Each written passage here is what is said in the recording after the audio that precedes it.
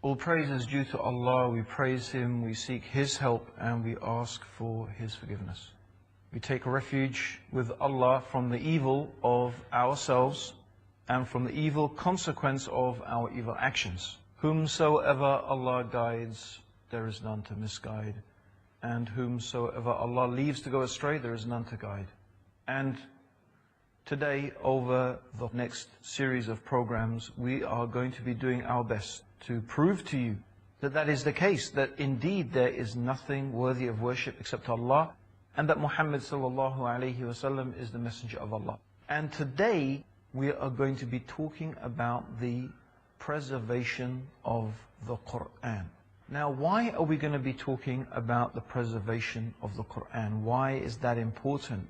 And what has that got to do with proving that Islam is the truth?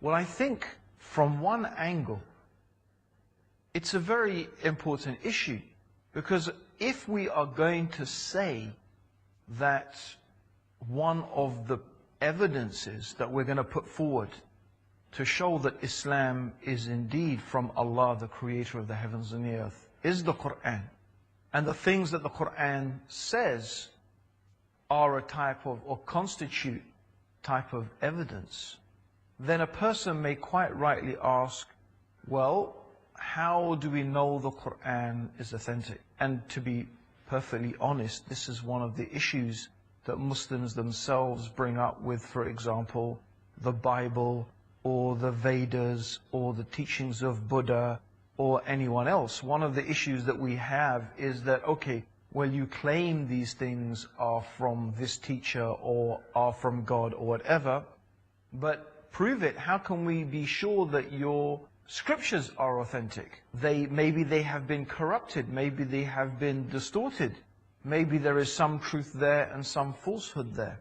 So what we would like to do today is to do our best to show that the Qur'an is indeed a book that has been preserved from corruption and from distortion. So this is really a very, very important issue from one angle, because then when a person hears that something is from the Qur'an, or indeed for that matter, that something is from the Prophet Muhammad, and it has been authenticated as being from the Prophet sallallahu alaihi wasallam, may God's peace and blessings be upon him, then you can be sure that this is something authentic, this is something verified, this is something that has not been changed and corrupted over time. So this gives us a lot of confidence that what we're mentioning from the Qur'an is indeed something that is true and something that is correct. So that is what we're going to be dealing with.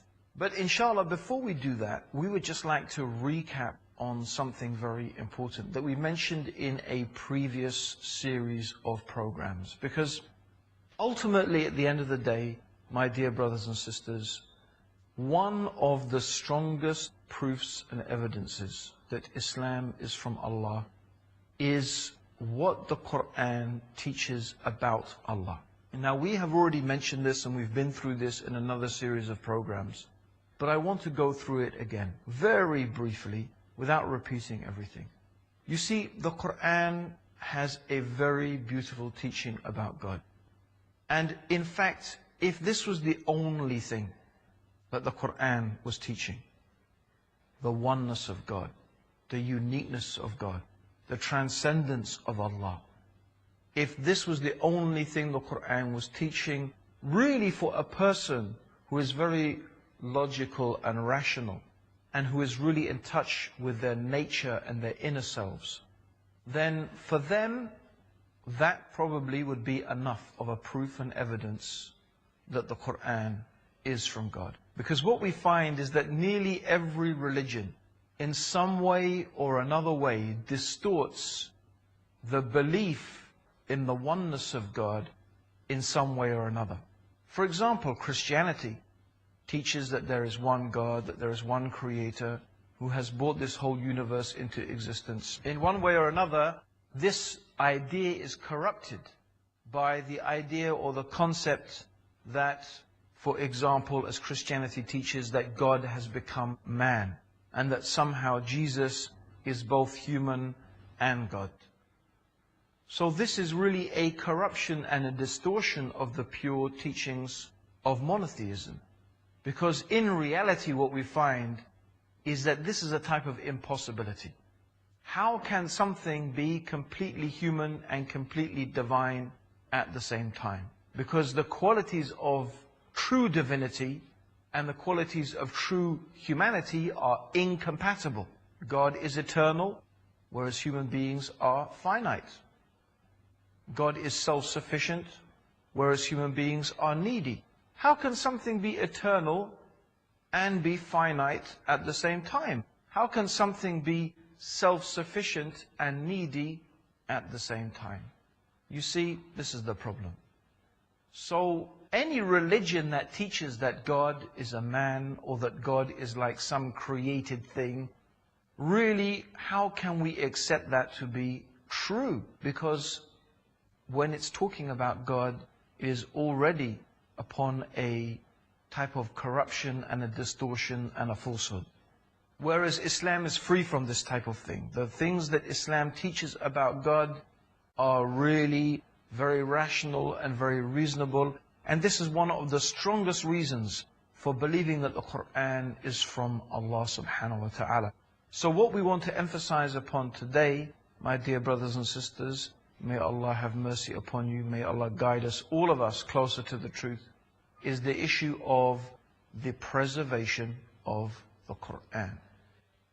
Now, one of the things that I want to touch upon is the historical evidence of the preservation of the Qur'an.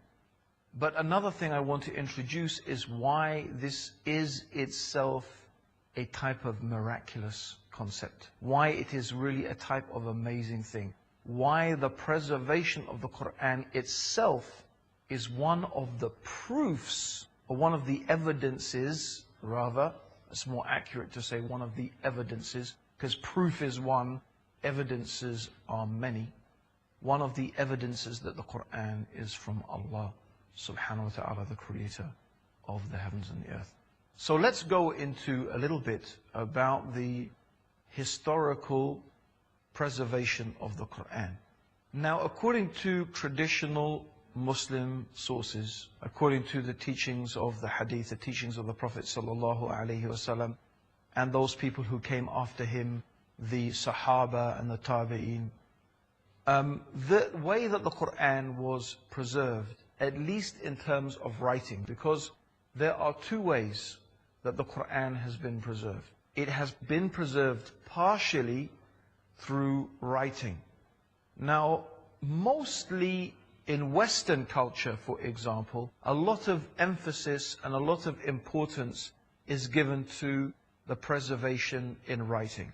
Whereas, in fact, it is not necessarily true that something has been written down in a scriptural form and that we have something written down in a scriptural way is necessarily the most authentic thing. Anyway, inshallah, brothers and sisters, we're going to get back to that. But now we're going to have a short break, inshallah, and I will be back with you in a few minutes to talk about the historical preservation of the Qur'an.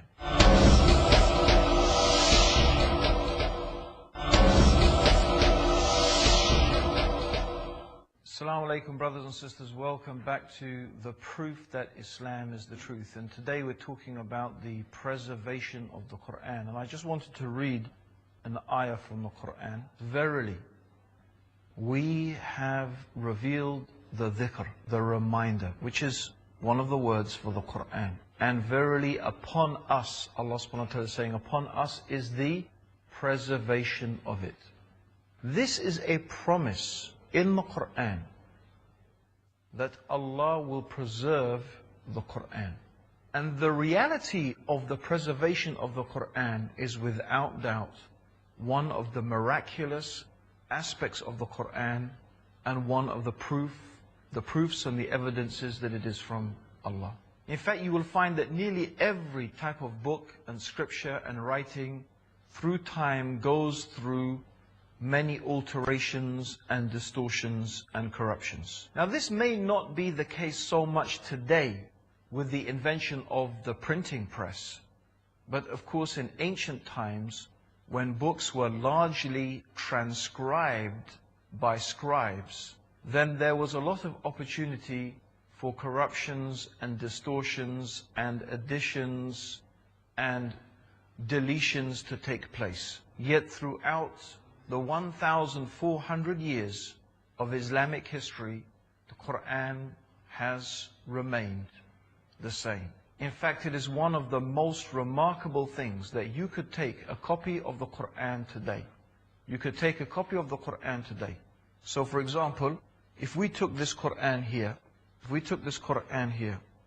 and we looked at the Arabic. So this is of course an English Arabic Qur'an, but if you looked at the Qur'an today, and you took this Qur'an, and you compare it with a Qur'an in Saudi Arabia, and you compare it with a Qur'an in Morocco, and you compare it with a Qur'an in China, and you compared it with a Qur'an in Siberia, and even if you went back in history, 100 years, 500 years, 1,000 years, 1,200 years, in fact, the most ancient manuscripts that we have of the Qur'an date to a time that is almost contemporaneous to the time of the Prophet ﷺ.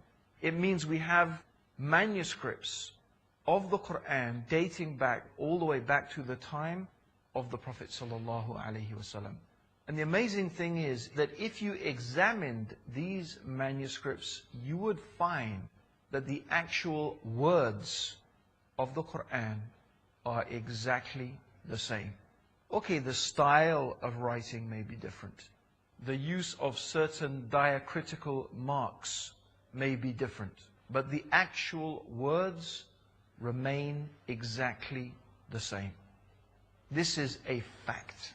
Actually, this is one of the greatest arguments against those people who claim. There are some people who are trying to claim that the Qur'an has evolved, it's an evolved text. They're trying to make the same claims about the Qur'an that have been discovered about the Bible. But no one or very few people take these claims really seriously. And part of the reason is that the sheer weight of evidence against such a claim is there. Because we have these texts of the Qur'an, and we have different manuscripts in places like, for example, Tashkent, we have manuscripts in Cairo, we have manuscripts in Yemen, we have very, very ancient manuscripts that date really to the time, very close to the time of the Prophet ﷺ. Let's go very briefly through the history of the written preservation of the Qur'an. Now, of course, during the lifetime of Rasulullah ﷺ, the Qur'an was never actually collected as one book. And the reason for that, of course, is that as long as the Prophet ﷺ was alive, it was still possible that some more verses of the Qur'an would be revealed. However, the Prophet ﷺ, he used to recite the Qur'an from beginning to end every Ramadan. And in the Ramadan before he died, the Prophet ﷺ recited the Qur'an twice. And the angel Gabriel, Jibreel, used to come and go through the Qur'an with the Prophet ﷺ in the month of Ramadan. So the Qur'an was known from Surah Al-Fatiha to Surah Al-Nas. It was known by the people who used to memorize the Qur'an, and what was known as the Qur'an was understood, but it was never written down as what is called a mushaf. They wrote down the Qur'an in various pieces and fragments, but it was never written down as one book. However, after the Prophet ﷺ died, there were what was called the wars of Ridda. These are the wars of apostasy, when many people began to apostatize and leave the religion of Islam. And there were some wars against those people. And in those wars, many of those people who had memorized the entire Qur'an, who are known as the Huffaz, the memorizers or the preservers from hafiz, which means to preserve in Arabic. These people had preserved and memorized the entire Qur'an in their memory. We will get back to that at a later stage about the oral transmission and memorization of the Qur'an. But now we're talking about the written preservation of the Qur'an. So these people, many of them, were killed in battle. So it was said to Abu Bakr, who was the ruler of the Muslims, the first caliph or the first ruler of the Muslims. Some people said to him, why don't you write down the Qur'an to make sure that we don't suffer from what the people suffered from who came before us, meaning the Jews and Christians, from their distortions and the corruptions in their text. Because we're afraid that if the Hufaz are killed in great numbers, then maybe the preservation of the Qur'an will not be maintained. So anyway, there was some dispute about this, because some of them said, well, how can we do something that the Prophet ﷺ never did? But they agreed, and Umar and Abu Bakr, having discussed it with each other, they agreed, and the companions had agreed that this was a good idea. So what they did is they got someone called Zayd ibn Thabit. They got him to organize this collection of the Qur'an, and with the agreement of those people who were the Huffaz, who were still living, they agreed to collect the Qur'an and to write it as one mushaf from the beginning to the end. And they got a unanimous decision about that. In fact, they got an agreement on every single ayah. Two people, a minimum of two people had to agree. Every single ayah of the Qur'an, they had to agree that this was the right ayah and it was in the right place also. So this was the first mushaf. And it stayed with Abu Bakr, and then when Abu Bakr died, it was given to Umar. And when Umar died, he gave it to his daughter, Hafsa. Hafsa was also one of the wives of the Prophet ﷺ. Now, after the death of Umar, the Islam had spread over many, many different lands. Islam had entered into Persia, it had entered into Egypt, and there were so many people becoming Muslim. Now, some of the people began to argue with each other about the reading of the Qur'an, because the Prophet ﷺ, and it's very important, he had allowed the Qur'an to be read in 7 different dialects. So there were 7 different dialects.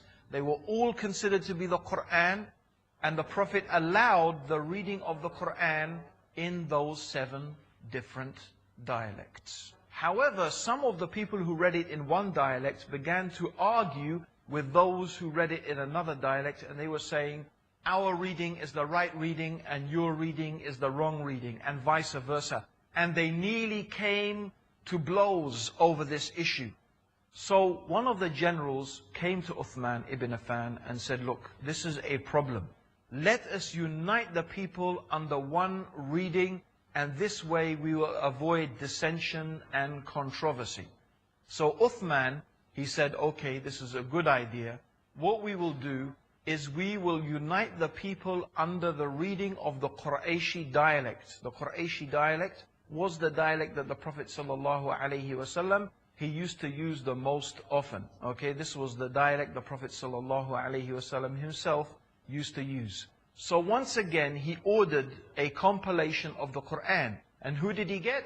The same Zayd ibn Thabit. They got the same Zayd ibn Thabit to make a compilation of the Qur'an.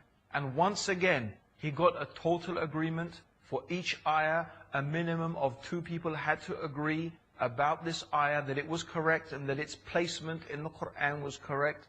And once again, they made a compilation of the text of the Qur'an. Then they compared this new compilation with the compilation that had been made by Abu Bakr. And they found that the 2 corresponded exactly. They were both corresponding exactly one with the other.